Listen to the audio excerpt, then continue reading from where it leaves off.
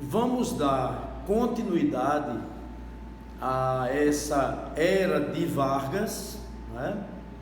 Nós já trabalhamos a primeira Constituição da era de Vargas, que foi a de 34. Agora vamos para a Constituição de 1937 da era de Vargas. Vamos trabalhar a partir da leitura de José Afonso da Silva, o Adir Lamego Bullos e Paulo Bonavides, e de alguns historiadores, como nós temos alguns historiadores que tratam também dessa possibilidade de você poder discutir o período varguista. A Constituição de 1937, né, ela é uma Constituição que vem de um único poder, do poder que é instaurado por Vargas, que é o líder carismático, né, do povo brasileiro. O Adir Lamego Bullos descreve aqui numa síntese muito interessante. Ele diz: a Constituição dos Estados Unidos do Brasil foi decretada em 10 de novembro de 1937, chamada de Polaca, porque Getúlio Vargas, embalado na posição universal de descrença da democracia, inspirou-se na Carta Ditatorial da Polônia. Então, é elaborado no Brasil aquilo que José Afonso da Silva, no seu livro, traz com o nome de Estado Novo, tá certo? O Estado Novo é o Estado brasileiro sob os auspícios da ideologia do totalitarismo, não é? Dos regimes totalitários que foram organizados na Europa. Então, quais são as características do totalitarismo? A primeira é que há uma excessiva exaltação ao Estado, não é? A partir de uma crítica feita ao liberalismo e à própria democracia. Há uma hostilidade aos princípios da democracia. Por isso que nós podemos dizer que o segundo momento da era de Vargas é instaurado uma ditadura no Brasil, a ditadura da era varguista.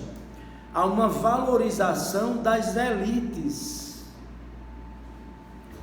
e tudo isso é sob os auspícios também da teoria hegeliana do Estado, quando Hegel diz que o Estado é Deus, né? Quem é Deus? É o Estado. O Estado é a mais perfeita encarnação do espírito objetivo. Aonde nós vamos encontrar o Estado totalitário? Nós vamos encontrar o Estado totalitário na Itália, não é? A Itália instaurou um tipo de totalitarismo chamado de fascismo, que era um movimento, não é, contra o próprio liberalismo decadente e a infiltração do pensamento internacional comunista. Nós vamos encontrar também, não é? O fascismo, ele é tessiturado e é um termo criado pelo próprio Mussolini. Lá na Alemanha, nós vamos encontrar um totalitarismo de natureza fascista. Por quê? Porque vai entrar aí, não é, a questão da crítica à democracia clássica, vai entrar também a crítica do liberalismo e a ideologia das raças, que vem desde os tratados sobre a raça de Gobineau, que colocava a raça ariana como sendo uma raça pura. Nós vamos ainda encontrar, além da Itália fascista, além da Alemanha, nós temos também a Espanha com um totalitarismo, com uma ditadura desenvolvida pelo generalíssimo Francisco Franco, e o salazarismo de Portugal. Na Argentina, nós encontramos Perón e encontramos também uma mulher ao seu lado, que vai dar um grande suporte político, que é Evita. E no Brasil, vamos ter a experiência da era de Vargas, com uma ditadura sistematizada a partir dessa carta, né? Essa carta que é uma constituição outorgada. Segundo o Adi Lâmego Bullos, a carta constitucional dessa segunda fase da era de Vargas, ela confere ao presidente da República o poder de influenciar diretamente as decisões do judiciário, o que ocorreu em razão do poder discricionário que lhe foi atribuído para submeter ao Parlamento Nacional qualquer lei declarada inconstitucional pelo judiciário, se essa declaração de inconstitucionalidade, reexaminada pelo Legislativo, viesse a ser confirmada pelo voto de 2/3 de ambas as casas. A decisão do tribunal ficaria sem efeito. Essa carta também considerou o presidente da República a autoridade suprema do Estado, com absoluta imunidade penal durante o exercício de suas funções, sendo eleito por um colégio eleitoral. Todavia, se o presidente indicasse candidato, a eleição presidencial passaria a ser direta e por sufrágio universal entre os dois candidatos, o escolhido pelo colégio eleitoral e o indicado por ele. Reduziu também os direitos e garantias individuais, empreendendo a desconstitucionalização do mandado de segurança e da ação popular. Manteve extinto o cargo de vice-presidente da República. Determinou a nomeação de prefeitos pelo governador do estado e eliminou a Justiça Federal de primeira instância, colocando em disponibilidade ou aposentando os juízes federais. Aqui eu tenho uma pequena síntese da carta feita por o Adi Lâmego Bullos. É importante e é salutar examinar o que diz José Afonso sobre a Carta do Estado Novo.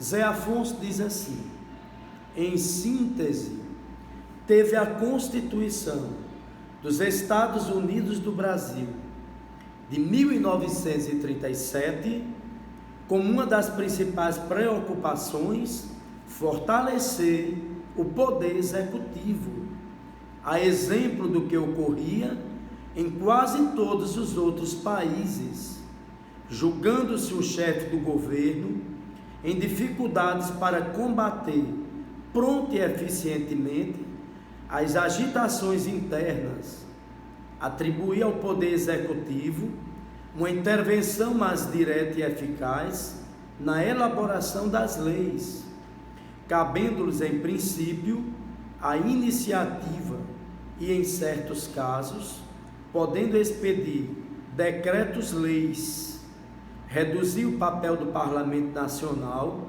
em sua função legislativa, não somente quanto às suas atividades e funcionamento, mas ainda quanto à própria elaboração da lei, eliminar as causas determinantes de lutas e dissídios de partidos, reformando o processo representativo, não somente na eleição do parlamento, como principalmente em matéria de sucessão presidencial.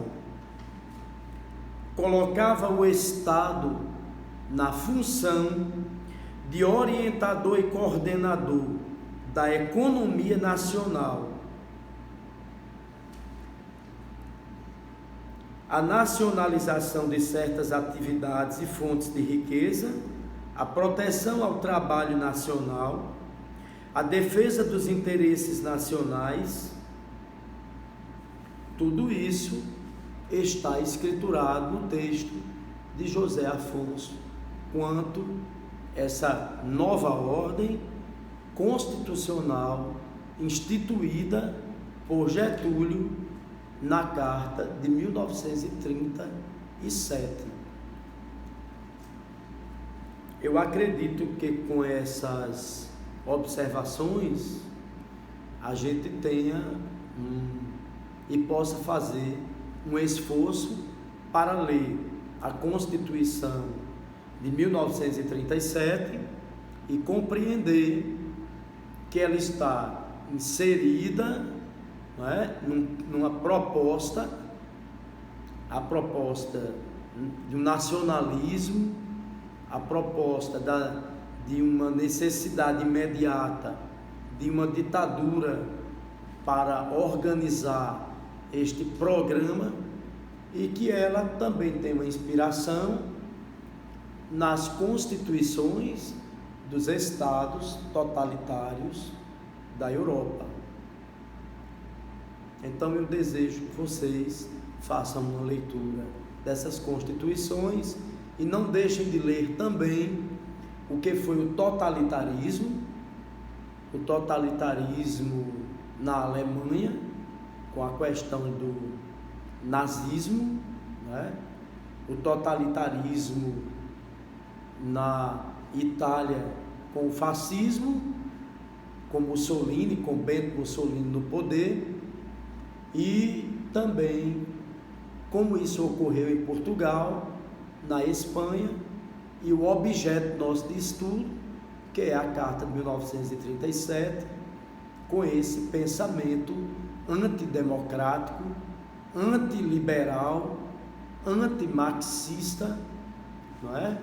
Mas que Getúlio é um político que tanto serviu, não é, às elites que formaram, que deram sustentação a essa nova condição, até por conta de que o seu governo é responsável por um processo de industrialização, por substituição das importações, e também pelo populismo, pela forma populista do poder, que Weber chama de poder carismático, né?